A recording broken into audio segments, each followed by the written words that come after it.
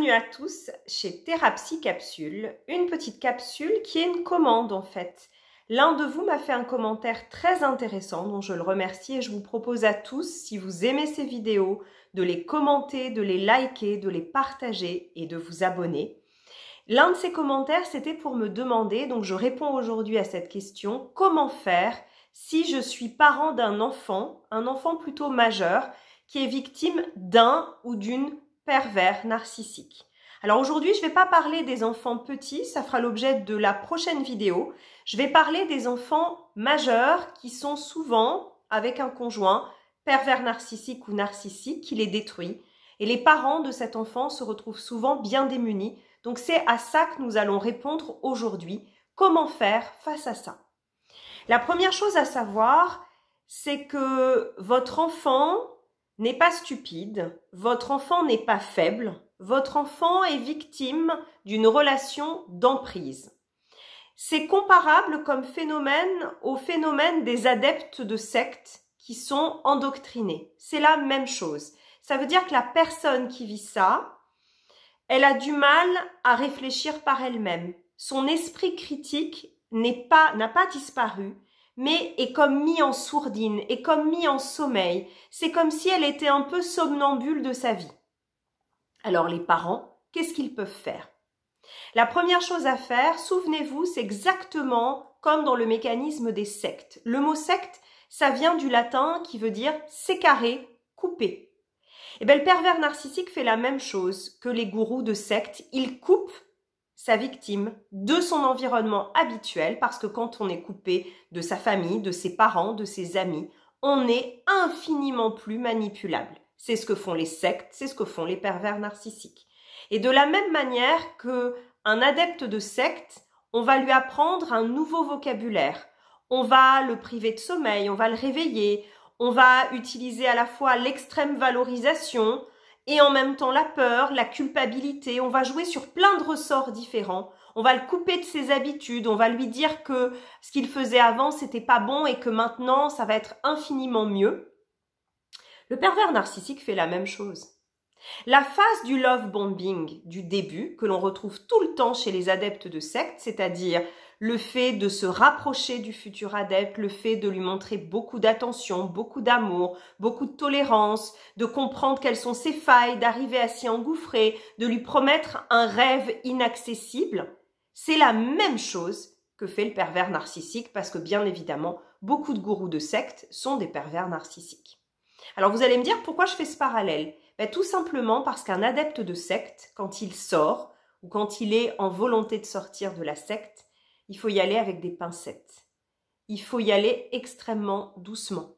On ne peut pas lui balancer des vérités comme ça sans précaution.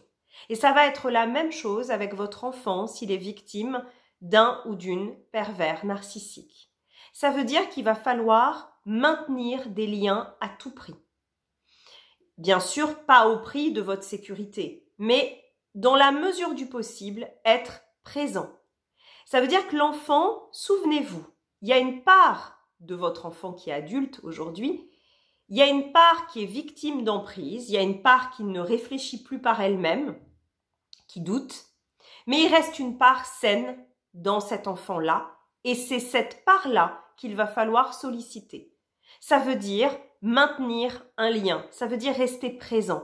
Parce que si vous restez présent, que vous n'êtes pas dans le jugement, que vous êtes dans la bienveillance, que vous faites confiance à la partie de votre enfant qui reste saine, que vous l'aidez à comprendre ce qui se passe, et je vais vous expliquer dans quelques secondes, quelques minutes comment, votre enfant saura qu'il a un recours. Souvenez-vous que quand on est victime d'un pervers narcissique, le pervers narcissique fait le vide autour de soi et il va s'arranger pour atteindre les valeurs profondes de la personne, pour l'obliger quelque part à ne pas les respecter, de façon à ce que la personne ait profondément honte et ne puisse s'adresser à personne de son entourage.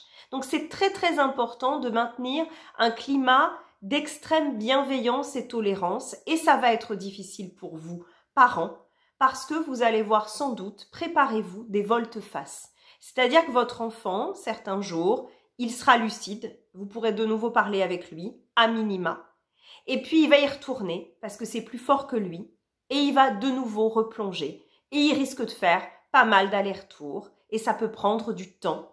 Et malheureusement, il va falloir vous armer de patience parce que c'est rarement un processus très rapide. Sauf s'il a rencontré le pervers narcissique, il n'y a pas beaucoup de temps. Mais dès que la relation d'emprise est installée, malheureusement, souvent elle dure dans le temps et ça veut dire que la personne, elle aura des prises de conscience et puis de nouveau, elle va se rendormir, elle va redevenir somnambule, elle va douter de façon incessante. Il faut que vous compreniez absolument ce mécanisme.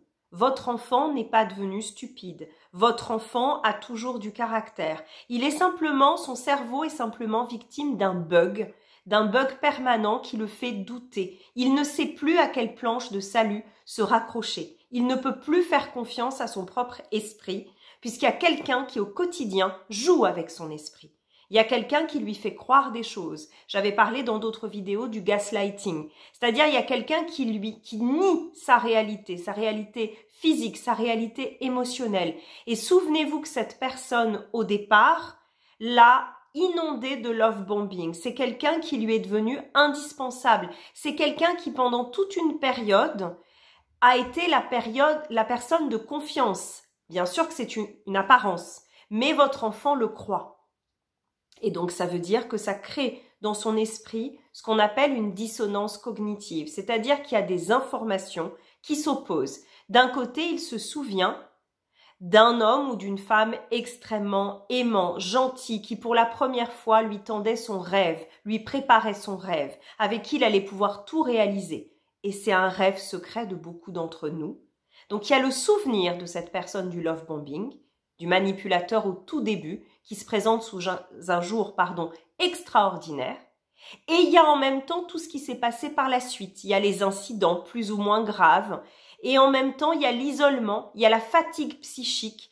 Il y a le fait qu'en fait, le manipulateur ou la manipulatrice procède par gouttes d'eau souvent. Donc c'est la répétition des actions qui fait qu'à l'intérieur de la psyché de l'enfant adulte qui est victime de ça, il y a une sorte d'affaiblissement général. Et donc, normalement, quand on n'est pas victime d'emprise, vous parents, vous n'êtes pas victime d'emprise, vous savez prendre du recul, vous savez réfléchir, vous savez remettre en cause les choses. Votre enfant n'en est plus capable pour l'instant. Pour autant, ça ne veut pas dire que tout esprit critique est annihilé. Il reste des choses. Donc il est très important de ne jamais attaquer frontalement le pervers narcissique. Il est important aux yeux de votre enfant de stimuler sa réflexion personnelle. N'oubliez pas que le pervers narcissique ou la perverse narcissique lui dit quoi penser. Ça veut dire que si vous attaquez frontalement le pervers narcissique ou la perverse narcissique, ça va faire une opposition dans l'esprit de votre enfant alors qu'il est déjà dans un conflit intérieur. Ça veut dire qu'il y aura votre version qui va s'opposer à la version de son conjoint, du pervers narcissique, et il ne saura pas à quel sens se vouer.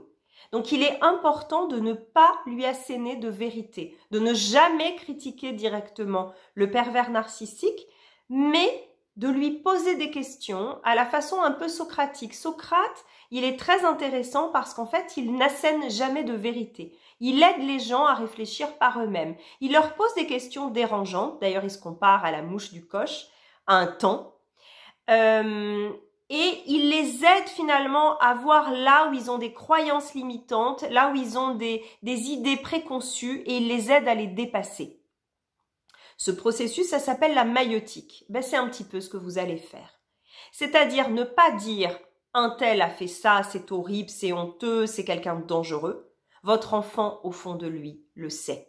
C'est juste qu'il ne peut pas encore assumer cette réalité. Parce que ça voudrait dire renoncer à son rêve, ça voudrait dire reconnaître qu'il s'est trompé, ça voudrait dire reconnaître peut-être toutes les années perdues, ça veut dire accepter ce deuil-là qui est très douloureux, qui est lié bien sûr à la phase du love bombing, où cet être a suscité tellement d'espoir en votre enfant qu'y renoncer, c'est très douloureux.